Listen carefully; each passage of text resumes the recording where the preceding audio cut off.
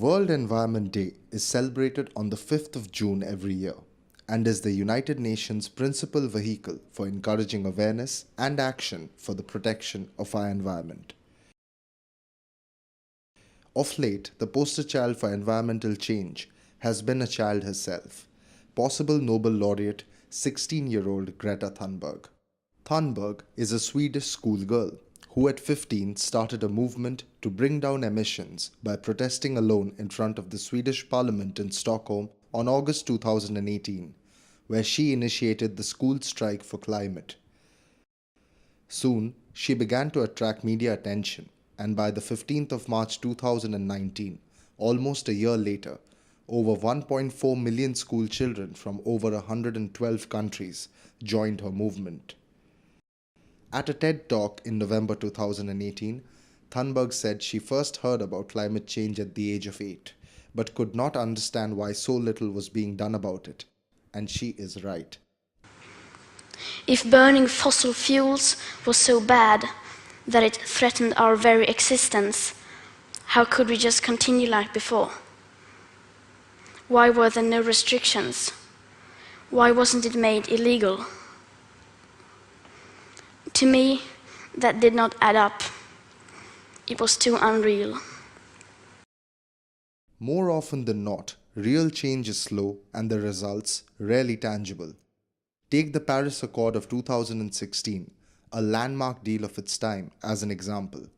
Under this agreement, every participating country was to determine, plan, and regularly report on the contribution that it undertook to mitigate global warming, and although the mechanism didn't force a country to set a specific target by a specific date, it was a big victory for Mother Nature. However, victories for Mother Nature are at a minimum, and they rarely last, just like it didn't here. A target has to be made to reduce CO2 emissions by at least 75%. In other words, the carbon footprint should be neutral by 2045, or we perish. Although the startling reality is that it keeps increasing every year. It is high time that all of us started thinking seriously of the environment and the drastic environmental changes happening around the world. Let us turn our attention to our own city of Siliguri. The city has grown by leaps and bounds over the years, and along with the growth came waste. A lot of waste. This city generates over 6 tons of waste every single day. Where is that dumped, you may ask? In fact, you may know. Right next to Salesian College, which is no longer the outskirt that it used to be a good 15 years ago. Now, it is practically near the very heart of the city. There are more than 5 educational institutions that are within the vicinity of this dump yard. When we started this campus, right from the day one, this was an issue. Because depending on the wind flow, we would get to know that there is something unsavory just in the neighborhood. When the wind flow is in the opposite direction or southern direction, we are as good as being anywhere else in Siliguri. So looking into the history of it, we realized that even when we bought this property in 1966, that time too, there was something of this activity taking place, not exactly where it is happening now, but beyond the bypass road, closer to where the Protestant cemetery is now. So it was pretty far in terms, and probably that's why it didn't really come into the consciousness of then. Now that we wanted to expand on higher education, we had to look at the environment which is ideally located. So since then, we have been seeing how to go about it, because it's a social issue. This is the other issue, because we cannot dump this problem to some other part of the town saying that it is affecting us. Wherever it goes, it will affect somebody or the other.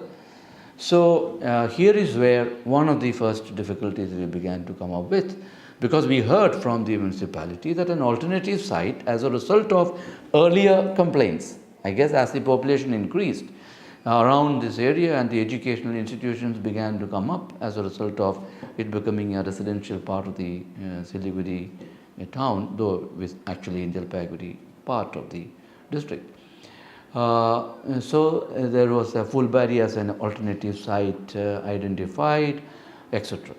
But why it did not shift there, I guess, is because some people there also might have complained. So the problem is real from the day one when we started the campus, 9th of July 2009 to date. If you're asking what efforts have been made in terms of addressing the issue, we started the NSSers, higher education has NSS, so they were the first ones students came up saying, Father, we should do something, and they have scouted, they have made videos, they have gone and interviewed the municipal corporation chairman and the commissioner. So our NSS team is conducting different activities, some awareness programs to convey this message to to tell them that what is the level and what is the current scenario of the environment. So, and by 2000, as you have said, by 2050 there will be the condition will be very poor. So that's why what should be the safety measures that we must take. And global warming is also one of the main issues. So what we need to do is that it is the duty of each and every individual to take part in all these things. Not only 5th June as a World Environment Day, but like every day we should take care of the nature. Like we human beings are nowadays so attached to social media that we don't even give a damn about all these environment and all. But it is a very big issue. It is a very big issue. And it can affect us in later years to come, time to come.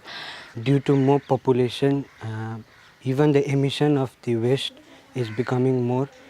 Like if we take a few steps ahead, we can change the environment, like planting trees, by cleaning the surrounding, by living properly. We can throw the waste, like dry waste and wet waste. We can burn the dry waste along with the wet waste, like wet grasses and all. We can decompose them and produce a manure out of it. School children and college students have been and are still being exposed to burning toxic waste, and there is nothing being done about it. The authorities pledge helplessness for various reasons, none of them good enough.